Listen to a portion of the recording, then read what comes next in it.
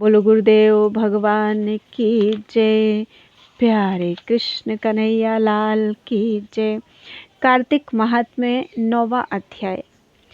तुलसी पूजन महात्म्य का मुनिवर दीजे ज्ञान, कैसे उत्पन्न होए कर पाया पद ये महान।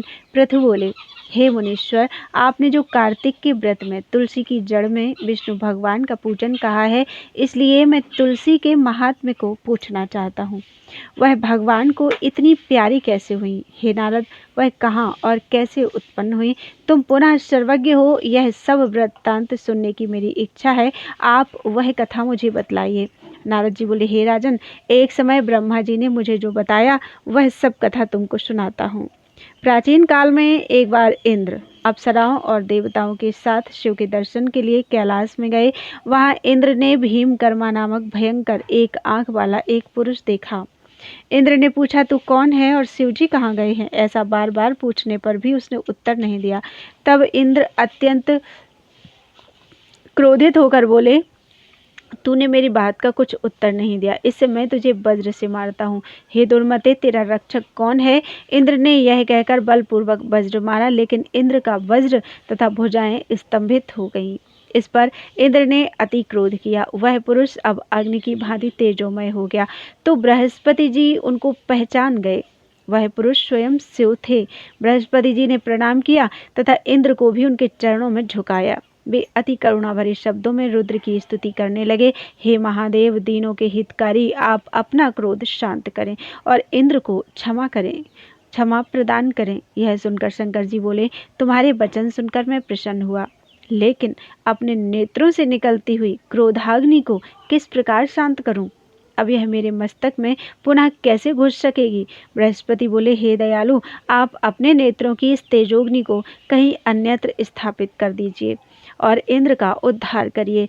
तब रुद्र भगवान बोले, तुमने इंद्र को जीवन दान दिलवाया है, अतः तुम्हारा एक नाम जीव प्रसिद्ध होगा। अब मेरी यह क्रोधाग्नि इंद्र को कष्ट नहीं देगी।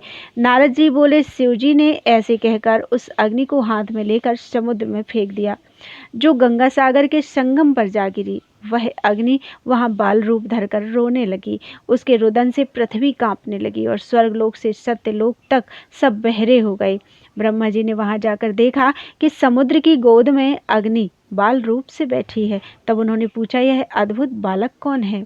उसके वचन सुनकर समुद्र ने हाथ जोड़े और प्रणाम कर वह बालक उनकी गोद में दे दिया और कहा, हे ब्रह्मन, गंगा सागर के संगम में मेरा यह पुत्र उत्पन्न हुआ है।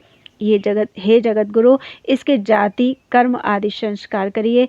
नारद जी बोले, यह बात हो रही थी कि उस बालक ने ब्रह्मा जी की दाढ़ी पकड़ ली और उनको बार बार हिलाने लग गया, जिससे ब्रह्मा के नेत्रों से आंसू गिरने लगे। बड़ी कठिनाई से दाढ़ी छुड़ाकर ब्रह्मा जी सागर से बोले कि इसने हमारे नेत्रों का जल निकाला है, इससे इसका नाम जलंधर होगा। यह संपूर्ण शास्त्रों का जानने वाला होगा और इसको रुद्र ही मार सकेंगे। नारद जी बोले, ऐसे कहकर उन्होंने शुक्राचार्य को बुलाकर जलंधर को राजगद्दी पर बैठाया। ब्रह्मा जी अंतर्ध्यान हो गए। सागर अपने पुत्र को देखकर बहुत प्रसन्न हुआ। कालनेमि ने प्रभावित होकर अपनी कन्या वृंदा का विवाह जलंधर के साथ कर दिया। पति से प्रेम करने वाली और आज्ञाकारिणी उस स्त्री को लेकर शुक्राचार्य की सहायता से पृथ्वी पर राज्य करने लगा। बोलो वृंदावन बिहारी लाल की जय।